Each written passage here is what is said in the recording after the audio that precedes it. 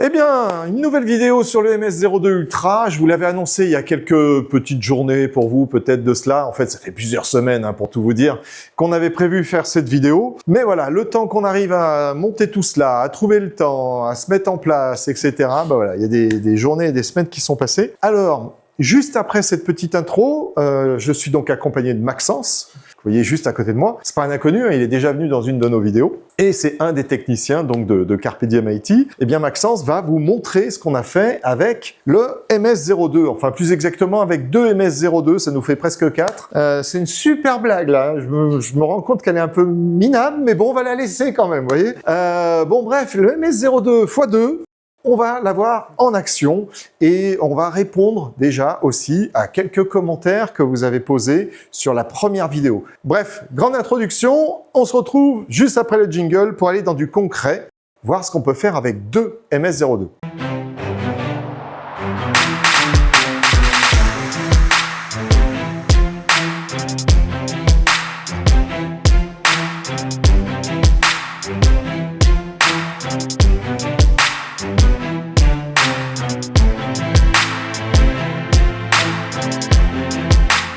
Alors, nous revoici après cette intro magnifique du MS02 en action avec Maxence à mes côtés. Donc, merci Maxence d'être présent. Il n'y a pas de... Parce que je tiens à vous dire qu'il est vraiment investi dans ce qu'il fait. Il est plus de 18 h là, donc je remercie vraiment Maxence d'être à mes côtés. C'est très sympa Maxence. Pas de souci. On va pouvoir donc faire cette petite vidéo et on a plein de choses à vous montrer. Mais avant tout cela, je vais répondre à deux commentaires dont je me souviens. Il y en avait eu plus que cela et je vous en remercie. C'est toujours sympa de poser des commentaires et de poser des questions à travers ces commentaires. Deux commentaires dont je me souviens. Le premier, est-ce qu'un MS02 ça chauffe? Je me suis muni d'un petit lecteur laser. Bon, alors ça vaut ce que ça vaut, mais c'est quand même assez précis. Alors, pour vous montrer la température, je vais filmer avec cette petite caméra. J'espère qu'on va avoir quelque chose de visible à l'écran. Alors là, on est à 25, 26 degrés. Bon, je vous pointe le laser à différents endroits. Hop. Alors, qu'est-ce qu'on a par ici? Ouais, peut-être qu'à un moment donné, j'ai chopé un 29 degrés, mais grosso modo, allez, on va dire que c'est 25 degrés en moyenne. Et puis, j'ai un deuxième commentaire qui m'a interpellé parce que c'est vrai que je crois que je vous en avais parlé lors de la première vidéo et j'ai complètement oublié de vous faire cette mesure. C'est mesurer le bruit qu'émet un MS02. Est-ce que vous entendez comme un petit brouhaha là? Je vais y aller, comme ça vous allez visiter un petit peu les locaux de Carpe Diem. Je vous fais un petit coucou ici. Voilà, c'est lui que vous entendez là. Il a 4 gros ventilos, ou 3 ou 4, je ne sais plus, ventilateurs sur le côté et qui font énormément de bruit. Ce n'est absolument pas le MS02, ni même les deux MS02. Pour vous mesurer quelque chose d'efficace, ce que je vais faire, c'est que je vais attendre la fin de vidéo. Avec Maxence, on a 2-3 trucs sympas à vous montrer. Quand on aura terminé la vidéo, j'irai éteindre le switch et on mesurera le bruit que font ces deux MS02. Bon voilà, c'est un tout petit peu de teasing et franchement, c'était pas prévu. Souvent, on vous fait le coup dans les vidéos, on vous dit attendez la fin, mais voilà, c'est vraiment le cas parce que sinon, on peut pas vous faire la démo de ce qu'on va vous montrer. Voilà. Donc, on va attendre la fin. Vous allez attendre la fin. Maxence, maintenant, ça va être à toi de jouer. Je vais déjà donner un petit peu le décor pour expliquer pourquoi nous sommes ici à vous faire cette vidéo. Quand on fait un petit serveur ou un gros serveur chez un client, on a plusieurs façons de proposer, on va dire, ce genre de fonction à nos clients. La première qui nous vient tout de suite à l'esprit, c'est de lui vendre un gros serveur.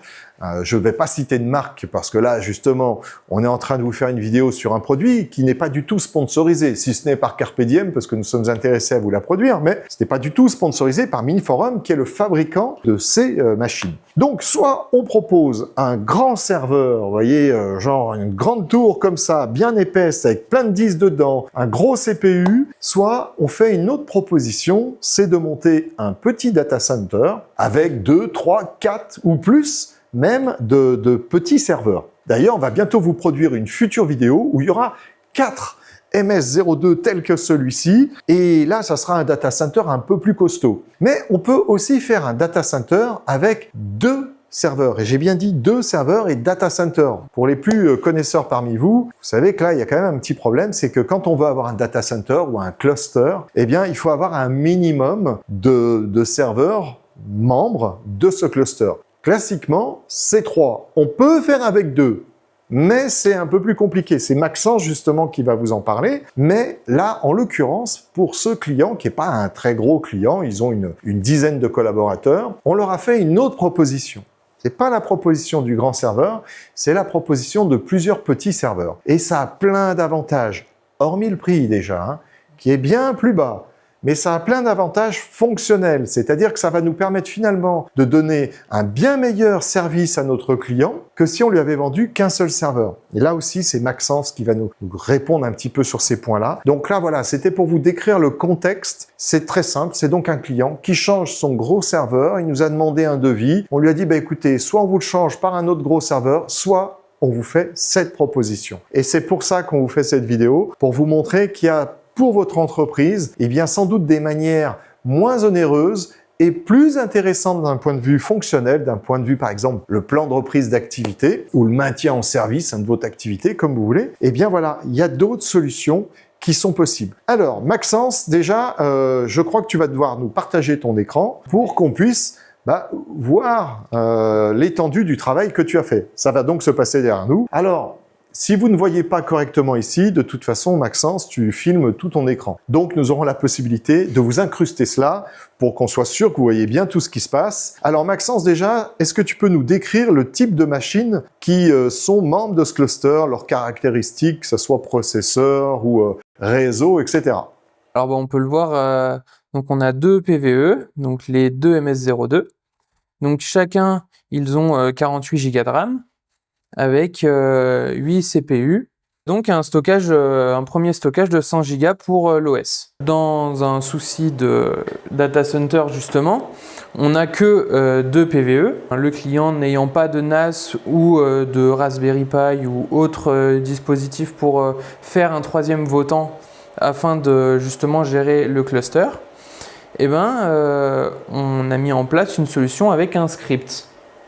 Donc ce script, il s'exécute sur chacun des PVE et il vérifie que l'autre est actif ou non. Donc il vérifie que la VM est en fonctionnement. Donc par exemple, actuellement la VM est en fonctionnement sur le PVE 1. Alors, on a anonymisé volontairement le nom de la VM et le nom du client, mais bon, là, vous voyez, c'est un contrôleur de domaine que vous avez juste ici. Donc ce contrôleur de domaine, dans un souci de continuité d'activité, on voudrait que, alors, soit il ne s'arrête jamais, soit si jamais il a un problème, que ce soit la VM ou le PVE directement, qu'il puisse se redémarrer. Le souci de la machine qui puisse tomber nous a amené à mettre en place une réplication de la machine virtuelle. Donc là, actuellement, elle est sur le PVE1 et elle est répliquée sur le PVE2. Et donc, une fois que cette réplication a été mise en place, on a ensuite créé un script qui s'exécute sur les 2 PVE et donc qui va permettre que si le PVE1 n'est plus accessible, le PVE2 va automatiquement prendre en charge la VM. Donc le script, finalement, quelque part, remplace le troisième votant qui devrait être là, mais qui n'est pas là. Ouais, c'est ça. On va aller modifier le nombre de votes qui sont nécessaires pour avoir le quorum encore d'actif, pour faire en sorte que quand normalement le quorum pour être actif, il a besoin des 2 votants, et que quand un des 2 est mort, on remplace le nombre de votes maximum par 1, et donc le quorum est encore actif. On peut appliquer des modifications et donc migrer la VM du PVE1 au PVE2. Ok. Et alors, je vais filmer l'arrière des 2 PVE pour vous montrer comment on fait la synchronisation ou déjà la réplication de ces deux nodes. Alors, pour cela, je reprends toujours la même caméra. Elle va me suivre normalement jusqu'ici.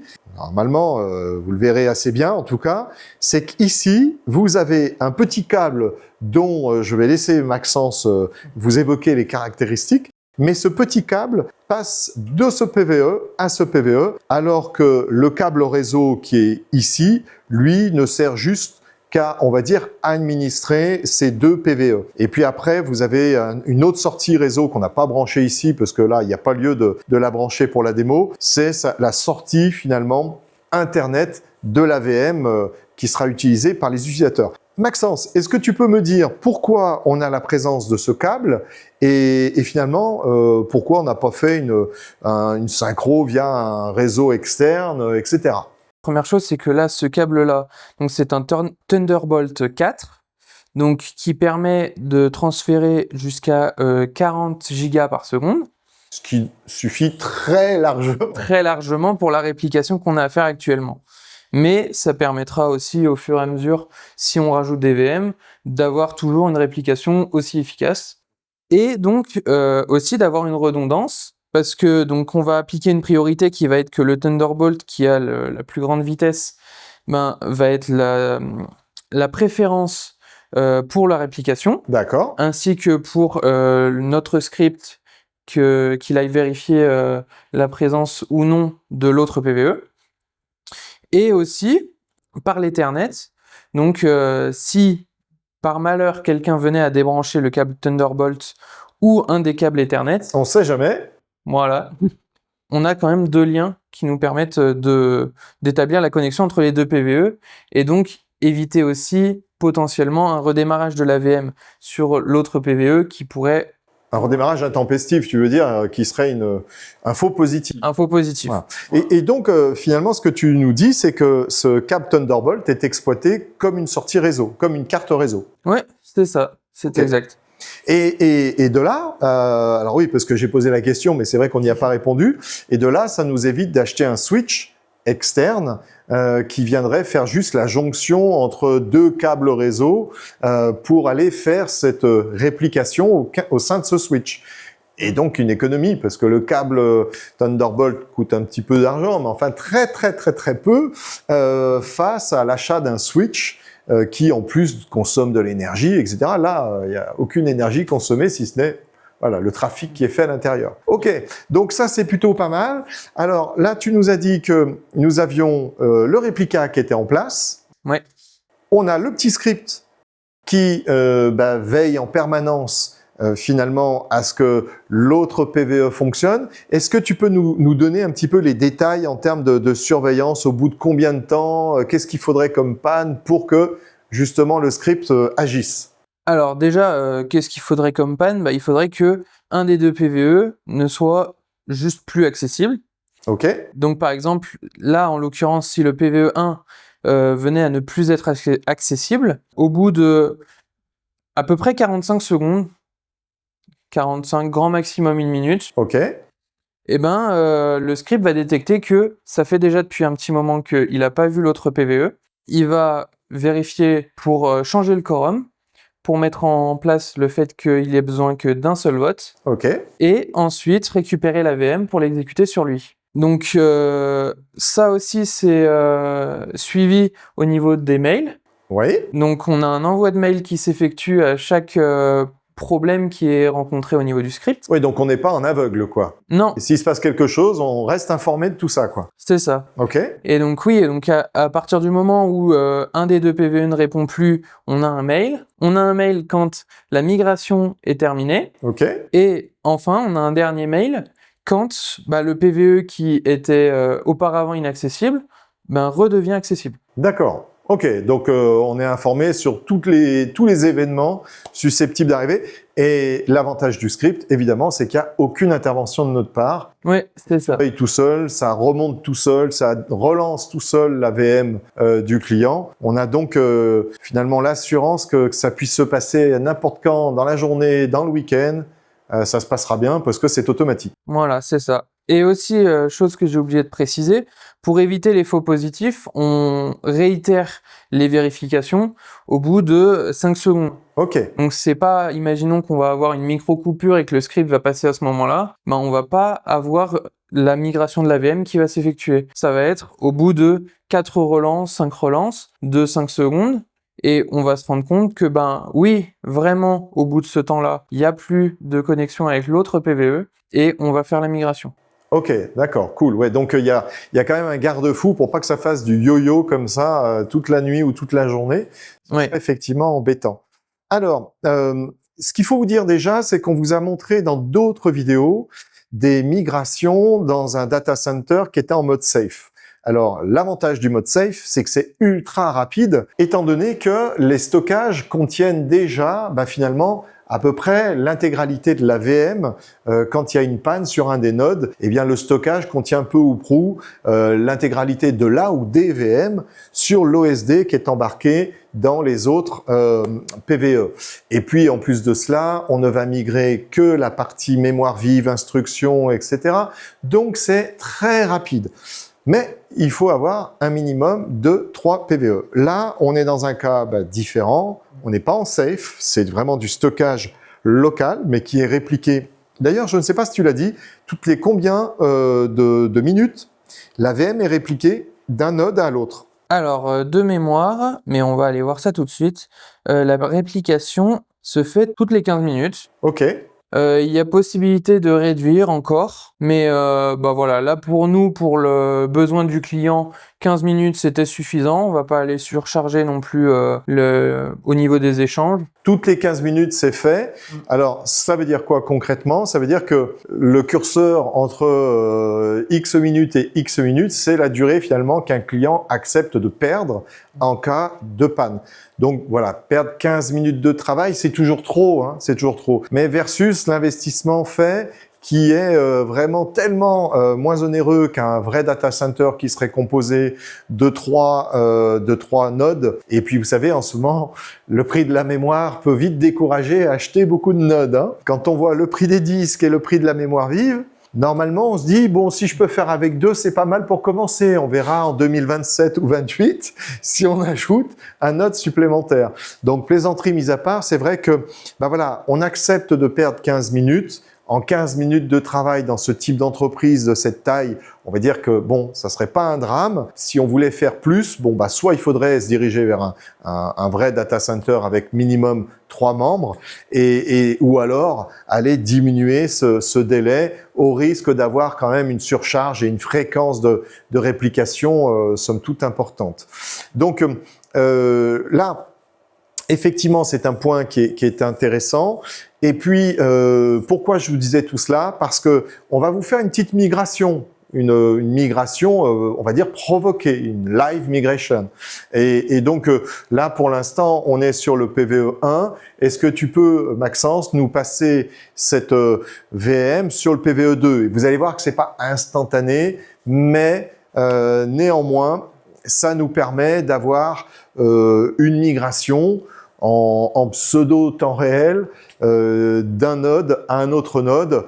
Et là, c'est par exemple pour toutes les opérations de maintenance. Hein, on veut faire une mise à jour de firmware sur l'autre PVE. On a même détecté un problème matériel. On veut le régler. On bascule la VM sur l'autre. Et pour le client, c'est quand même énorme parce que avant, il n'avait qu'un seul serveur. S'il y avait des mises à jour de firmware à faire, ce qui est à peu près tout au long de sa vie, s'il y avait des mises à jour de l'hyperviseur qui était en dessous, là c'est la même chose. Toute la vie d'un serveur, il y a des mises à jour de l'hyperviseur à faire. Et ça correspondait à arrêter la production. Voilà. Que là, maintenant, il n'y aura plus besoin d'arrêter la production. On déplacera la VM. Alors, ça prendra le temps que ça prendra, mais il pourra continuer à peu près de travailler avec des lenteurs un petit peu bizarres. Et puis, il y a un moment donné où la VM sera déplacée. Et je crois que c'est d'ailleurs le cas. Ça y est, la VM s'est retrouvée donc sur le PVE 2. Voilà. Et si on regarde, ça a mis à peu près 47 secondes. 47 secondes. Je vous disais que c'était plus lent qu'un safe, certes, mais c'est pas la mort. C'est pas la mort. Donc là, on a dû recevoir des mails ou pas? Là, ici, non. Non. Parce que il n'y a pas eu de problème entre les PVE. Ils ont toujours pu se contacter l'un l'autre. Donc, ça nécessite pas d'alerte puisque c'est une utilisation normale des PVE. Ok, donc on n'est pas spammé, quoi. Non. Alors, maintenant, on peut vous faire 2 tests. Le premier test, le test, on va dire, gentil, parce qu'on va commencer par être gentil. On va débrancher les câbles qui permettent au PVE 2 PVE2 actuellement. On va voir ce qui se passe au niveau de cette VM. Est-ce qu'elle va passer toute seule au niveau du PVE1 ou pas? Donc là, Maxence vient de nous débrancher. Alors, c'est vrai que j'ai pas filmé, mais vous allez vite le voir quand même, hein. Les câbles ont été débranchés. Normalement, vous le voyez, ici, c'est branché. Ici, il n'y a plus rien. Et ici, eh bien, regardez, c'est déjà le cas. On voit le PVE2 qui est HS, a priori. En tout cas, il n'est plus joignable. Et qu'est-ce qui va se passer maintenant, Maxence, au niveau des scripts? Le script, donc nous, on l'exécute toutes les 15 secondes. Et toutes les 15 secondes, bah, hop, voilà, on peut voir. Alors Maxence, qu'est-ce qui s'est passé? Donc, ça allait très très vite. Alors, donc toutes les 15 secondes, on exécute le script. Et le script, lui, va vérifier, donc, il va faire un ping et vérifier aussi l'état du quorum. Donc, si ces différentes variables sont au vert, il ne se passe rien. Si, à l'inverse, il y a un problème, bah du coup, on va se retrouver à faire un deuxième essai. Au bout de 5 secondes. Un autre, encore un. À ce moment-là, on voit que c'est toujours pas revenu. Il y a un problème, donc on migre la VM. Ok. Et là, on se retrouve avec la VM qui correspond au dernier cliché finalement de réplication, c'est ça? On se retrouve, oui, avec la VM qui est au dernier cliché de réplication sur le PVE1. Ok. Et alors, pour vous dire les choses quand même d'une façon complète, il n'y a pas de magie là, hein. Il n'y a pas de safe qui va gérer les écritures intermédiaires entre la dernière réplication et maintenant. Donc, ça veut dire que concrètement, si on va sur la machine et qu'on ouvre une session, la machine va nous dire qu'elle s'est pas vraiment bien arrêtée. Oui, oui, oui. Voilà. Donc, il n'y a pas de magie, mais c'est à moindre mal une machine Windows aujourd'hui. Bon, c'est... Ouais, c'est pas une continuité d'activité dans le sens où la machine va être migrée en temps réel, mais ça va être plutôt du failover. Voilà. Bon, c'est une situation de toute façon qu'on pourrait considérer de best effort, où voilà, avec les forces en présence, les deux serveurs qui sont sur la table, un câble Thunderbolt, un câble réseau qui vient en secondaire, comme vous l'a expliqué Maxence, eh bien, on arrive à avoir finalement un PRA qui est fonctionnel. C'est-à-dire que là, vous voyez, la VM est ouverte. Je pense que je peux cliquer dessus, voilà. Oui. Et on voit, alors on va pas ouvrir la session qui est ici, encore une fois, parce que dedans, il y a des informations du client. Mais comme vous le voyez, le Windows est en vie. Tout à l'heure, on a commencé, je vous ai dit, il était un tout petit peu plus de 18 heures. Vous voyez, il est 18h37, donc c'est fait, on va dire, en temps réel, quasi. Et la VM, elle est en vie, hein. Elle n'a pas non plus souffert trop de cet arrêt ou ce démarrage suite à un arrêt un peu intempestif. Donc,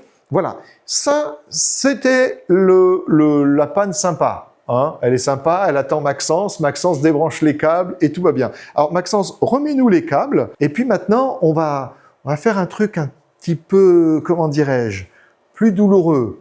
Hein, c'est-à-dire une vraie panne. Une vraie panne, ça vous appelle pas. Hein, il y a une pub comme ça, hein, où le problème appelait avant. Dans la vraie vie, ça n'arrive pas. Donc, on va attendre que... d'ailleurs, c'est fait. Voilà, ça c'est Proxmox, hein, c'est pas le script. Proxmox a assez vite réagi et puis ils se sont vus. Voilà, l'interface va bien. Alors maintenant, est-ce qu'on pourrait... Je vais refilmer, hein, pas... Après vous allez dire qu'on fait des trucs qui sont un peu fake. Donc là, Maxence, si je filme ton écran, on voit très clairement que le PVE1 a pris en charge l'AVM 100 et que le PVE2 lui, pour l'instant, il fait rien. Est-ce que tu pourrais me débrancher ce fameux câble électrique là? Qu'est-ce qui va se passer si on le débranche? Alors j'y vais, hein, vraiment. Allez, go! Tout simplement, Clac! il va s'éteindre. Actuellement, là, on était par contre sur le PVE1, donc on va passer sur l'interface du PVE2. Voilà. Et donc ici, voilà, bah, on voit, ça y est, le PVE1 n'est plus accessible. Donc déjà, première chose. Donc ensuite, là, actuellement, ce qui se passe sur notre PVE2, c'est que il va aller vérifier donc la présence du PVE1. Est-ce qu'il répond ou non? Au bout de quelques secondes, on va voir que la confirmation va être faite que le PVE1 ne répond plus. Et donc, il va avoir, voilà, la migration sur le PVE2. Donc là, c'est passé dessus. Et là, ça, c'est une vraie panne. Hein. Vous voyez, pour le coup, on fait pas le truc à moitié. On vous le fait de la meilleure façon possible, c'est-à-dire on enlève la lime, machine s'arrête. Voilà. Et du coup, on vient ensuite redémarrer la VM sur l'autre PVE et bah là, elle est déjà de nouveau connectée. et il est 18h40. Oui. Vous voyez, donc on vous fera pas de coupure, hein. Même s'il y a des petites bafouilles, c'est pas grave, on vous les laisse, c'est cadeau, c'est pour nous, mais au moins comme ça, vous avez vraiment l'intégralité de cette simulation de panne, et donc ça veut dire que concrètement, le client, si ça se trouve, il a rien vu de tout cela. Il nous reste un dernier détail, ce sont les emails. Ouais. Alors, on va regarder le dernier mail. Donc, on a bien eu la confirmation que le PVE, donc 1, n'était plus accessible. Donc, on a le PVE2 qui nous a envoyé l'alerte que le PVE1 est d'un. Et ensuite, on a le fait que la configuration a été déplacée du PVE1 au PVE2. Et donc, voilà, takeover VM100. Donc, le PVE2 a pris le relais sur la VM100. Je vais vous remontrer le rebranchement, mais enfin, là, il y a un intérêt qui est un peu moindre, hein, mais on rebranche l'alimentation du PVE1. Je voulais pas montrer sous cet angle-là, mais voilà, bon, ils sont beaux tout pleins, hein, mais enfin, c'est la façade, hein, il n'y a rien d'extraordinaire non plus. Et donc là, maintenant, on va retourner, pour finir cette vidéo, eh bien, sur l'interface de management de Proxmox. On devrait bientôt voir le PVE1 ressuscité, et ça sera ainsi qu'on va pouvoir donc terminer cette vidéo une fois que le PVE1 sera revenu. Et une fois que le PVE1 sera revenu, on aura le mail pour nous dire qu'il est revenu. Très juste. Parce que, voilà, on a bordé, on va dire, du début à la fin, toutes les opérations. Voilà. Donc là, on voit que le PVE1, il est bien revenu. Et du coup, d'ici quelques secondes, on devrait avoir aussi le mail qui nous indique, voilà, le quorum est rétabli. Donc, le nombre de nœuds est bien repassé à 2. Et le PVE2 nous indique que le PVE1 est bien de nouveau joignable et que la VM continue de s'exécuter sur le PVE2. Elle va pas être renvoyée sur le PVE1. Voilà, ça fait pas de yo-yo, quoi, hein, parce que sinon, ça serait un petit peu sans fin. Imaginez qu'il y ait un petit détail là-dessus qui se passe mal, et hop, ça, non, c'est tout bordé, il y a un contrôle qui est fait à chaque fois pour être certain des opérations à venir et à réaliser. Et là, on a reçu un autre mail pour nous dire que, cette fois, du point de vue du PVE1, le quorum était rétabli. Ben, Maxence, je crois qu'on a fait le tour de la situation. Ouais. On aurait pu faire encore plein d'autres tests divers de débranchement, etc. Ce qu'il faut vous dire, c'est qu'on a même poussé le truc un peu plus loin. On a poussé le truc à enlever les 2 alimentations. Donc là, évidemment, pas de magie, tout s'arrête. Mais c'était juste pour voir, quand on les rebranchait, est-ce que l'un ou l'autre pensait être le roi, entre guillemets, du quorum? Bah non, pas du tout. Ils se sont souvenus, ils se sont testés. Enfin bref, le script a fait en sorte que ça vérifie le dernier endroit où était cette VM. Tout était en place, et donc, ça continue. Voilà. Je pense que là, vous avez une bonne réponse à comment, demain, vous pourriez peut-être changer votre serveur et avoir une excellente sécurité de fonctionnement, parce que je peux vous assurer que les 2 PVE qui sont là, enfin les 2 MS02 Ultra qui sont à ma gauche, coûte beaucoup moins cher qu'un gros serveur d'une marque ou des marques dont vous connaissez sans doute les noms. Eh bien, c'est tout l'intérêt, c'est d'en avoir plusieurs pour moins cher et surtout d'avoir une excellente redondance. Là, on a une gestion du failover qui est juste parfaite, et franchement, je sais pas si, dites-moi en commentaire si vous aviez déjà pensé à faire ce genre de petits investissements pour votre société, mais je pense que c'est plutôt plus intéressant pour une entreprise d'avoir 2 serveurs comme ceci, qui ont sans doute aussi des points faibles, hein, par rapport à des gros serveurs, c'est-à-dire que là, il n'y a qu'une seule alimentation, mais bon, on peut vous fournir en spare une alimentation d'avance, hein, si ça peut vous rassurer. Je vous dis ça parce que ça nous a été posé en commentaire. Il a qu'un processeur, mais je vous assure que si tu peux montrer, avant de terminer en summary, là, le niveau de CPU, voilà, on est à combien? À 0,98% d'usage du CPU. Je peux vous dire qu'on peut en mettre quelques-unes, un DVM. Et ça ferait pareil, hein. On adapterait juste finalement la taille de la mémoire, la taille des disques, parce que en termes de CPU, bon, je pense qu'on a de quoi va revenir. Et voilà, ça vous permettrait d'avoir un investissement à un prix bien plus intéressant, une redondance de matériel, une haute disponibilité de vos VM, et ce, vous voyez, avec une gestion qui se fait aux petits oignons, c'est-à-dire que c'est tout en automatique. Ouais. Donc, pour terminer cette vidéo, parce qu'il faut bien finir un jour, on va aller me rendre maintenant le niveau de bruit que font ces 2 MS02. Alors, je ne vais pas vous raconter d'histoire. Je t'en prie, Maxence, hein, tu peux aller nous le débrancher électriquement, le switch qui est là-bas. Je ne vais pas vous raconter d'histoire. Ces deux MS02, vous l'avez vu, ça tourne à vraiment peu d'efforts en termes de consommation mémoire, CPU. Il n'y a pas une grosse carte graphique dedans, etc.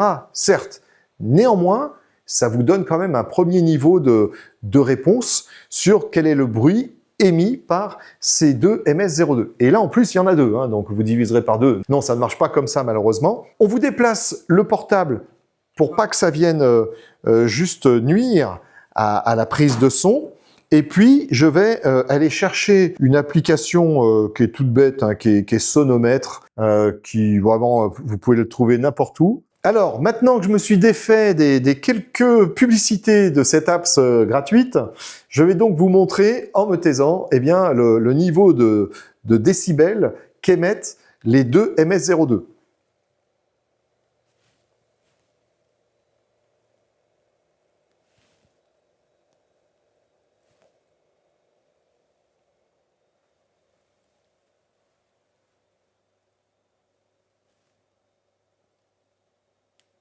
Voilà, alors vous m'avez vu reculer avec l'apps et ma petite caméra. Pourquoi? Parce que généralement, les mesures se prennent à 1 mètre de distance. Donc c'est vrai que quand on est dessus comme ça, forcément, ça s'entend beaucoup plus. Mais là, vous voyez, je me suis mis à 1 mètre de distance et on descendait à 35-45 dB. Je sais plus trop, de toute façon, vous l'aurez dans la vidéo. Donc tout ça pour vous dire que c'est très silencieux. Encore une fois, là, ils sont pas surexcités, évidemment, à faire tout un tas de choses. Mais il y a les deux ventilos qui tournent, hein, je les entends. Il y en a même 3 dans cette version-là. Mais très honnêtement, c'est super raisonnable. Il n'y a aucun bruit gênant qui est dégagé.